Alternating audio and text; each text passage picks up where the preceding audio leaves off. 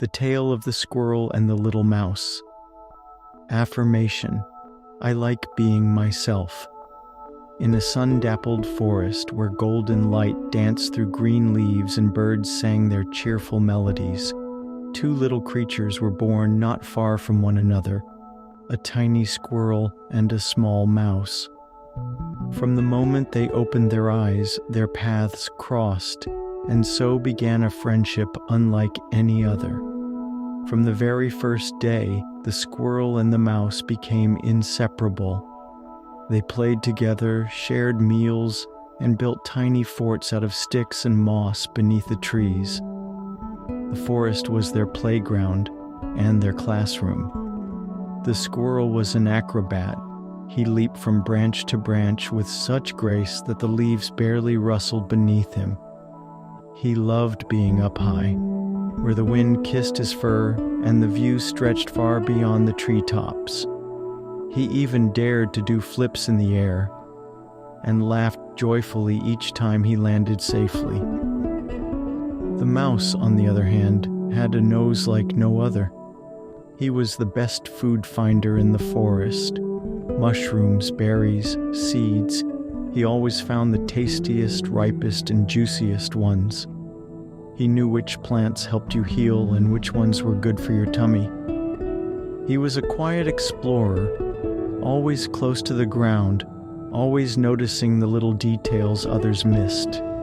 They were different, but their differences fit together like puzzle pieces.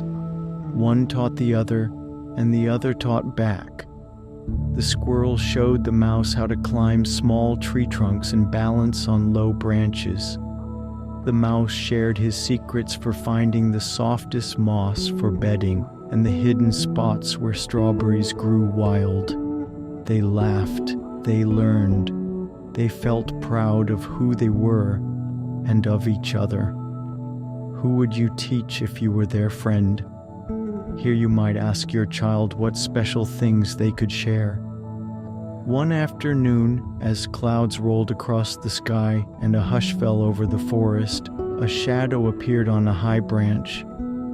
A cuckoo sat there, alone and watching. She had seen the squirrel and the mouse play many times.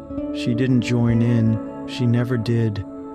The cuckoo didn't know how to be a friend, and deep down, she didn't like herself very much. Her feathers felt too dull, her voice seemed too sharp, and the more she looked at others, the worse she felt about herself. Seeing the joy of the squirrel and mouse made her chest feel tight with something prickly, jealousy. So she came up with a plan, not to join them, but to pull them apart. She flew down to the squirrel and hissed, "You'll never find berries like that mouse. He's smart, you're just fast. You're not really useful." The squirrel blinked. His paws froze on the branch. Then she turned to the mouse. "And you? You'll never leap like he does. No one watches you and claps. You're just a small, boring mouse." Her words were like thorns. The mouse's ears drooped. He didn't answer. The squirrel climbed down slowly, his tail dragging behind him. That evening, for the first time, they didn't play together. The squirrel sat high in his tree, looking out but seeing nothing. The mouse curled up in his hole, unsure whether he wanted to search for dinner. The next morning, the forest was quiet. Too quiet. The squirrel didn't leave his tree. The mouse only came out to check if the squirrel had returned, and when he hadn't, the mouse ducked back inside. From afar, the cuckoo watched. She thought she had won, but her chest still felt heavy. She didn't feel happy, she didn't feel proud, because meanness never makes us feel better, not for long. That night, two worried forest mothers met beneath the biggest oak. They had noticed the silence, they had seen the sadness, and they knew something needed to be said. Together they called to their little ones and sat them down. The squirrel's mom spoke first. "My sweet one, you are incredible.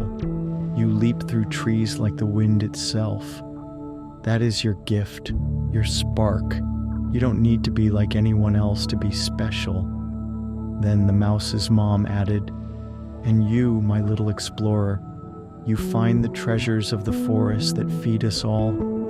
You notice what others miss. That is your talent. That is your magic." Both moms smiled and said together, "You don't need to be each other. You already are enough. You are loved exactly as you are." The squirrel looked at his paws. He remembered the joy of flying through the air. The mouse felt his whiskers twitch. He thought of the tiny strawberry patch only he had ever found. Their eyes met. They both smiled. "I like being a squirrel," said the squirrel. "I like being a mouse," said the mouse. "And we like your friendship," said the moms. "And we love who you are," they all said together. From that moment on, no one, not even a grumpy cuckoo, could break their bond. They still climb. They still search for berries. But now they also look in puddles and mirrors and smile as they whisper to themselves, "I like being myself."